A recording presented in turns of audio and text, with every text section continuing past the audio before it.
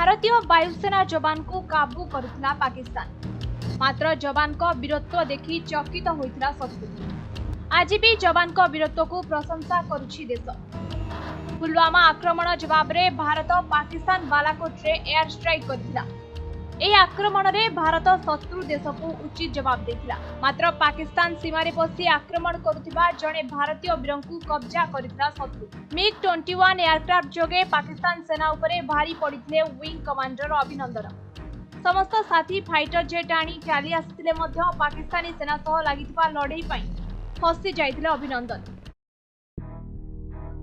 तेबे शत्रु सेना पाखरे रहिथिला अमेरिकार F-16 एयरक्राफ्ट। एणु अभिनंदन MiG-21 एयरक्राफ्ट को सहजरे पाक सेना चैलेंज करि पारथिला। तेबे दुई पटु आक्रमण फल MiG-21 और F-16 एयरक्राफ्ट पाकिस्तान सीमा रे खसी पड़िथिला। एहा परे संगे संगे अभिनंदन को पाक सेना कब्जा करि लेथिला।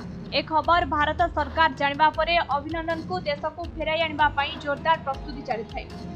एपरिकी भारत पुणी राताराती आउ गोटी आक्रमण पई योजना प्रस्तुत करथिला। ए खबर जानिबा परे संगे संगे पाकिस्तान भयरे अभिनंदन को भारत को फेराइबा पई कहथिला। मात्र परे जणा पड़िला कि पाकिस्तान पार्लियामेंट रे एनै चर्चा जोर धरथिला।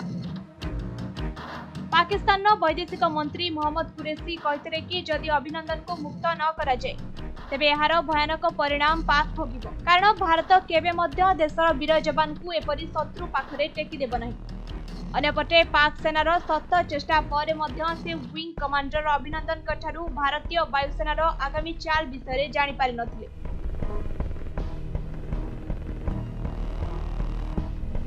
शेषरे मार्च 1 तारिख रे अभिनंदन को भारत को अणा जाए। यह सह तांको वीरत्व पई तांको वीर चक्र रे सम्मानित करा जाए। एहीपरि 1999 मसिया रे पाकिस्तान सीमा रे आउ जणे वीर जवान अजय आहूजा आक्रमण बेले खसी पड़िथिले। मात्र पाक सेना तांको जीवन रो मारी देथिला। ब्यूरो रिपोर्ट समय लाइव।